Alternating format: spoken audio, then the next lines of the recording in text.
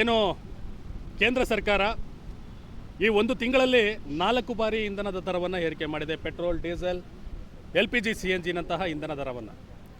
ಯಾಕೆಂದರೆ ವಾಣಿಜ್ಯ ಬಳಕೆ ಚಾಲಕರುಗಳು ಈ 4 ಇಂಧನಗಳನ್ನು ಪ್ರತಿನಿತ್ಯ ಬಳಸ್ತಕ್ಕಂತಹ ಚಾಲಕರುಗಳು. ಆಟೋ ಚಾಲಕರಾಗಿರ್ಬೋದು, ಕ್ಯಾಬ್ ಚಾಲಕರಾಗಿರ್ಬೋದು, ಅಥವಾ ಗೂಡ್ಸ್ನಂತಹ ಚಾಲಕರಾಗಿರ್ಬೋದು, ಅಥವಾ ದೊಡ್ಡ ವೆಹಿಕಲ್ಗಳ ಚಾಲಕರುಗಳಾಗಿರ್ಬೋದು. ಇವತ್ತು ರಾಜ್ಯ, ದೇಶ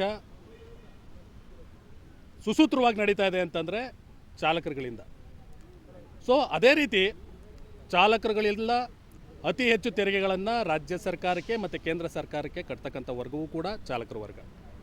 ಆದರೆ ಇದೇ ಕೇಂದ್ರ ಸರ್ಕಾರ ಮೇಲಿಂದ ಮೇಲೆ ದರ ಏರಿಕೆ ಮಾಡೋದ್ರ ಮುಖಾಂತರ ಚಾಲಕರ ಜೀವನವನ್ನು ಸರ್ವನಾಶ ಮಾಡಲಿಕ್ಕೆ ಹೊರಟಿದೆ. 2 ರೂಪಾಯಿ, 3 ರೂಪಾಯಿ ಈ ರೀತಿ ಒಂದೊಂದು ಸರಿ ಏರಿಕೆ ಮಾಡೋದ್ರ ಮುಖಾಂತರ ಚಾಲಕರುಗಳಿಗೆ ಗೊತ್ತಾಗೋದಿಲ್ಲ. ದಡ್ರಿದ್ದಾರೆ ಅಂತ ಅಂದ್ಕೊಂಡಿದ್ದೀರಾ? ಖಂಡಿತವಾಗಿಯೂ ಇಲ್ಲ. ಅತಿ ಹೆಚ್ಚು ತಿಳಿದಿರ್ತಕ್ಕಂಥವ್ರು ಚಾಲಕರು, ಓದಿಲ್ದಲೇ ಇದ್ರೂ ಕೂಡ ಸಾಮಾನ್ಯ ಜ್ಞಾನ, ರಾಜ್ಯಕ್ಕೆ ಸಂಬಂಧಪಟ್ಟಿರುವಂಥ ವಿಚಾರಗಳು, ದೇಶಕ್ಕೆ ಸಂಬಂಧಪಟ್ಟಿರತಕ್ಕಂಥ ವಿಚಾರಗಳು ನಿಮ್ಗಳಿಗಿಂತ ಹೆಚ್ಚು ಅರಿವಿದೆ. ಆದ್ರೂ ಕೂಡ ತಾಳ್ಮೆಯಿಂದ ತಡ್ಕೊಂಡಿದ್ದೀವಿ. ಎಷ್ಟು ಅಂತ ತಡ್ಕೋಬೇಕು ನಾವುಗಳು ಕೂಡ. ಒಂದು ಸರಿ ತಡ್ಕೋಬೋದು, 2 ದಿನ ತಡ್ಕೋಬೋದು, 3 ದಿನ ಗ್ಯಾಪ್ ಅದೇನೋ ಹೇಳ್ತಾರಲ್ಲ, 3 ದಿನಕ್ಕೆ ತಿಥಿ ಮಾಡೋಣ, 3 ದಿನಕ್ಕೆ, 6 ದಿನಕ್ಕೆ, 9 ದಿನಕ್ಕೆ ಅನ್ನೋ ರೀತಿ 3 ದಿನಕ್ಕೆ, 9 ದಿನಕ್ಕೆ ಒಂದೊಂದು ಬಾರಿ ದರಗಳನ್ನ ಏರಿಕೆ ಮಾಡೋದ್ರ ಮುಖಾಂತರ ಚಾಲಕರ ವರ್ಗವನ್ನು ತಿಥಿ ಮಾಡಲಿಕ್ಕೆ ಹೊರಟಿದ್ದೀರಾ. ರಾಜ್ಯದಿಂದ ಆಯ್ಕೆಯಾಗಿ ಹೋಗಿರ್ತಕ್ಕಂಥ MP ಗಳು ಏನು ನೀವುಗಳಿದ್ದೀರಾ, ರಾಜ್ಯದ ಜನಸಾಮಾನ್ಯರು, ಅದರಲ್ಲೂ ಕೂಡ ಅತಿ ಹೆಚ್ಚು ವಾಣಿಜ್ಯ ಬಳಕೆ ಚಾಲಕರುಗಳು ನಿಮ್ಗಳಿಗೆ ಮತ ಚಲಾಯಿಸಿರೋದ್ರಿಂದ ನೀವು ಅಲ್ಲೂ ಕೂತ್ಕೊಂಡಿದ್ದೀರಾ. ಇಲ್ಲ ಅಂತಂದರೆ ನಿಮ್ಮ ಮನೆ ಒಳಗಡೆ ಕೂತ್ಕೋಬೇಕಾದಂತಹ ವ್ಯವಸ್ಥೆ, ಪರಿಸ್ಥಿತಿ ಎರಡೂ ಕೂಡ ಇದೆ. ಇವತ್ತು ಬಾಲಾಂಗೋಚಿಯಾಗಿ ರಾಜ್ಯದ ವಿಚಾರವಾಗಿ ಅಥವಾ ಚಾಲಕರ ವಿಚಾರವಾಗಿ ಧ್ವನಿ ಎತ್ತದೇನೆ ಮೆಟ್ರೋ ದರ ಏರಿಕೆ ಆದರೆ ಮಾತಾಡ್ತೀರಾ, ಯಾವುದೋ ಸ್ಕೂಲಲ್ಲಿ ಜನವಾರ ವಿಚಾರ ಬಂದರೆ ಮಾತಾಡ್ತೀರಾ, ಗೋಹತ್ಯೆ ವಿಚಾರ ಮಾತಾಡ್ತೀರಾ. ಏನು ನೀವೇನಾ ಸರ್ವ ರಕ್ಷಕರು? ನೀವೇನಾ ಧರ್ಮ ಉದ್ಧಾರಕರು? ಚಾಲಕರುಗಳಲ್ಲಿ ಇಲ್ವಾ ಧರ್ಮದವರು? ಚಾಲಕರ ವರ್ಗ ನಿಮ್ಮ ಕಣ್ಣು ಕಾಣಿಸ್ತಾ ಇಲ್ವಾ? ಏನು ಮಾಡಬೇಕು?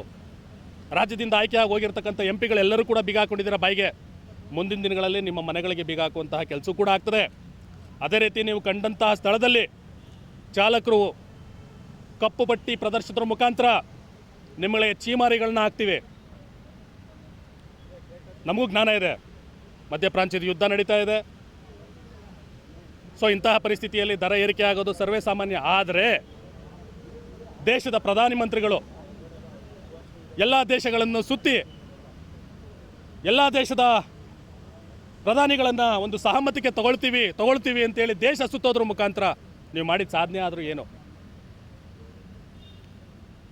ಊರಿಗೆಲ್ಲ ಮೆಚ್ಚಿಸಿ ಬೇರೆ ಬೇರೆ ದೇಶಕ್ಕೆ ಹೋಗಿ ಸಣ್ಣ ಪುಟ್ಟ ಸಮಸ್ಯೆ ಆದ್ರೂ ಕೂಡ ಕಣ್ಣೀರು ಹಾಕ್ತಕ್ಕಂಥ ನೀವುಗಳು ರಾಜ್ಯದಲ್ಲಿ ರಕ್ತದ ಕಣ್ಣೀರನ್ನ ಹರಿಸ್ತಾ ಇದ್ದಾರೆ ಚಾಲಕರ ವರ್ಗ.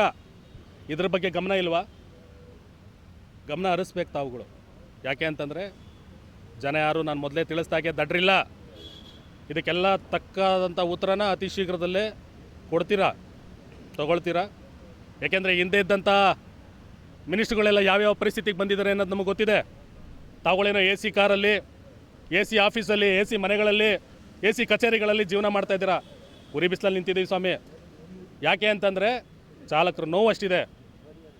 ಮಕ್ಕಳುಗಳು ಸ್ಕೂಲ್ ಸ್ಟಾರ್ಟ್ ಆಗ್ತಾಯಿದೆ, ಅಡ್ಮಿಷನ್ ಮಾಡ್ಸೋಕ್ಕಾಗ್ತಾ ಇಲ್ಲ, ಫೀಸ್ಗಳು ಕಟ್ಟೋಕ್ಕಾಗ್ತಾ ಇಲ್ಲ, ಮನೇಲಿರ್ತಕ್ಕಂಥ ಹಿರಿಯರಿಗೆ ಮೆಡಿಸಿನ್ಗಳು ಕೊಡ್ಸೋಕ್ಕಾಗ್ತಾ ಇಲ್ಲ, ಮನೆಗೆ ರೇಷನ್ ತಗೊಂಬರೋಕ್ಕಾಗ್ತಾ ಇಲ್ಲ. ಇಂಥ ಪರಿಸ್ಥಿತಿ ಇದೆ. ನಾವೇನಾದ್ರು ನಿಮ್ಮನ್ನು ಏನಾರು ಅನುದಾನ ಕೇಳಿದ್ವಾ? ಯಾವ್ದಾರು ಕೇಳಿದೀವಾ? ಯಾವುದೂ ಕೇಳಿಲ್ಲ. ಇದೇ ಕೋವಿಡ್ ಸಂದರ್ಭದಲ್ಲೂ ಕೂಡ ಇದೇ ಪರಿಸ್ಥಿತಿನ ಎದುರಿಸಿದ್ವಿ. ಅವತ್ತು ಜನಗಳು ಪಬ್ಲಿಕಲ್ಲಿ ಇರಲಿಲ್ಲ, ಇವತ್ತು ಜನಗಳು ಇದ್ರೂ ಕೂಡ ಸಾಯ್ತಾ ಇದ್ದಾರೆ. ನಾನು ಕೇಂದ್ರ ಸರ್ಕಾರಕ್ಕೆ, ರಾಜ್ಯದಿಂದ ಆಯ್ಕೆಯಾಗಿರ್ತಕ್ಕಂತಹ MP ಗಳಿಗೆ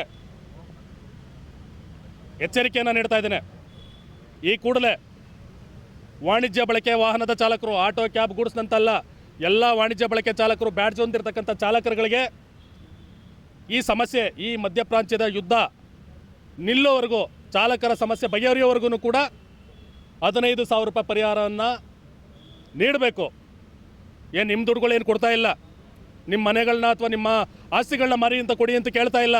ನಾವು ಕಟ್ಟಿರ್ತಕ್ಕಂಥ ಕೋಟ್ಯಾಂತರ ರೂಪಾಯಿ ತೆರಿಗೆ ದುಡ್ಡನ್ನು ಕೇಳ್ತಾ ಇದ್ದೇವೆ. ಕೊಡಿ ನಮ್ಮ ದುಡ್ಡನ್ನು, ಕೊಡಿ ನಮ್ಮ ದುಡ್ಡನ್ನು. ನಮ್ಮ ದುಡ್ಡನ್ನು ನೀವು ಇಟ್ಕೊಂಡು ಈ ರೀತಿ ತೊಂದರೆಗಳನ್ನ ಕೊಡ್ತಾ ಇದ್ದೀರಾ. ಕೊಡ್ರಿ ನಮ್ಮ ತೆರಿಗೆ ಹಣನ ವಾಪಸ್ ಕೊಡ್ರಿ. ಕಟ್ಟಲ್ಲ, ನಾವು ಯಾವ ತೆರಿಗೆಗಳನ್ನೂ ಕೂಡ ಕಟ್ಟಲ್ಲ.